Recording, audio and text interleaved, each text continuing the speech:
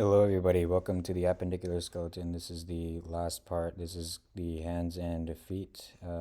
Much dreaded, but unfortunately, we were going to have to memorize this to memorize the whole skeleton.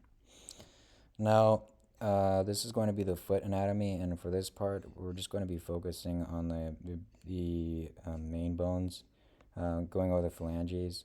Phalanges are pretty simple. Number one is just the biggest, and so on, laterally. So we have the proximal phalanx, the metatarsals here, and then we have the proximal phalanx and distal phalanx. Remember, the big toe and the big finger only have two phalanxes, or two phalanges, a distal and proximal phalanx. All right, and then for everything else, we have the middle phalanx, the proximal phalanx, two the middle phalanx, and three the distal phalanx. Okay. And now that is it for the phalanges. Now let's go over the tarsals. Now this is much dreaded, but the tarsals are going to be an easier place to start, despite how complex the foot looks.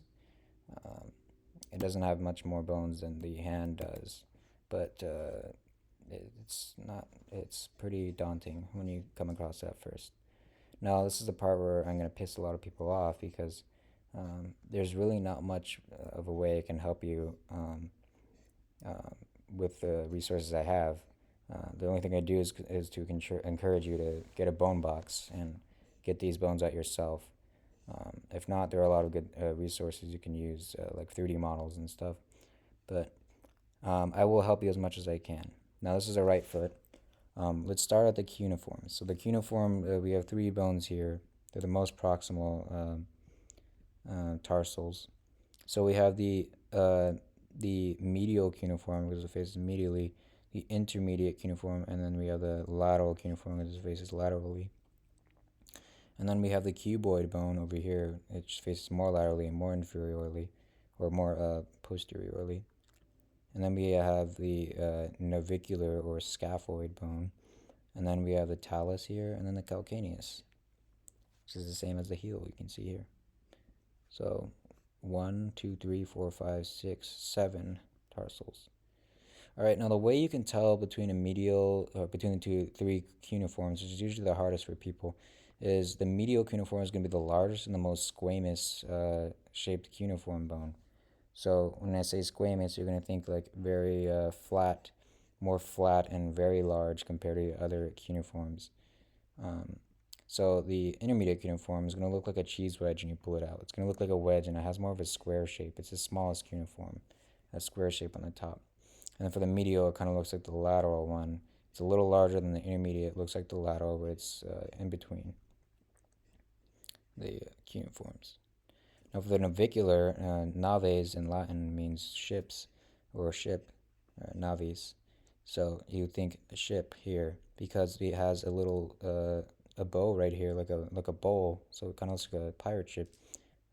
So it has a little hollowed out space there. So that'll be the navicular. That's probably the easiest one.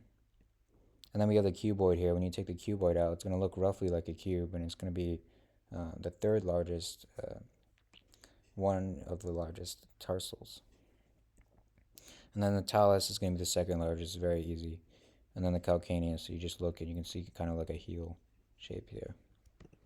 All right, moving on to the hands, just like the big toe or the first phalange, first finger, the pollex, it only has two phalanges. It only has a proximal phalanx and distal phalanx. So we have our carpals over here, our 8 carpals. We have our metatarsals. Then we have our proximal phalanxes, our middle phalanx and distal phalanx for thumb, and then our distal phalanxes for all of our 2 through 4 or 2 through 5 digits. So let's go over the carpals.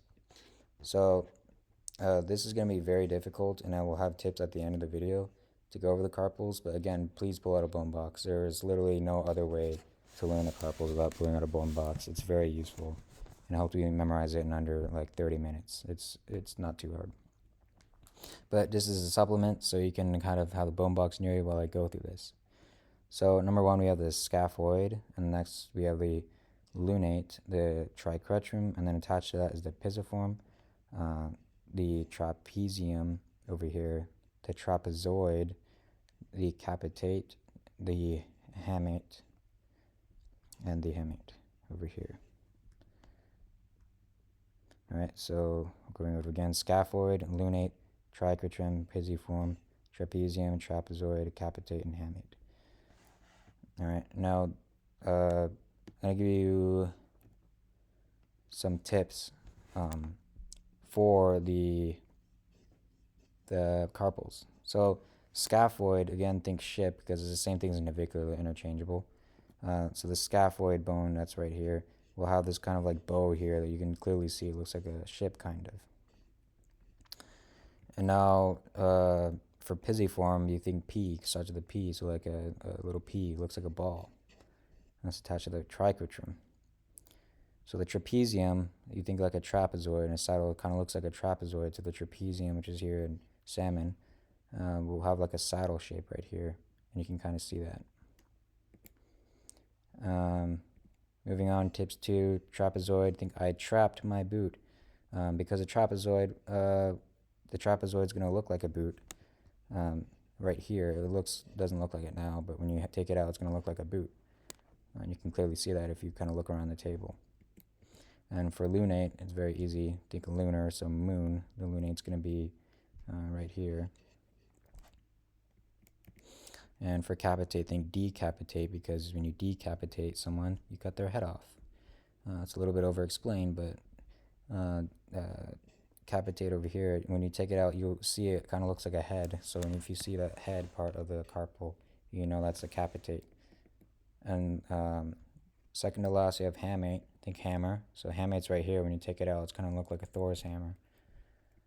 And then lastly, triquetrum. You can use a process of elimination because triquetrums are really difficult for me. But triquetrum, think of a triangle over here. Kind of looks like a triangle, not really. That's what makes it so challenging. But anyways, again, medial cuneiform is always going to be the largest and more squamous than the others. The intermediate cuneiform looks like a cheese wedge. The lateral cuneiform is smaller than the medial, but they look very much the same. Cuboid takes on a net cube shape, so it's kind of like a cube. The talus is the second largest tarsal. The calcaneus is the largest and has a ball at the end. And then navicular, think of a ship, and scaphoid, same thing, ship. These are both navicular. Pisiform of the carpal, think a pea, like a green pea, or trapezium, think of trapezoid, and a saddle takes on a trapezoid shape. And then trapezoid, I trapped my boot. So it looks like a boot, so it'd be a trapezoid. And lunate, think moon, because it has a shape of a waning crescent. Capitate, think decapitate, because it has a head. Hamate, think hammer, because it looks like a Thor's hammer. And then triquetrum, just use process of elimination. If none of the others fit, just triquetrum. But anyways, I hope this cleared the air for you guys, and I wish you all the best. Thank you for watching.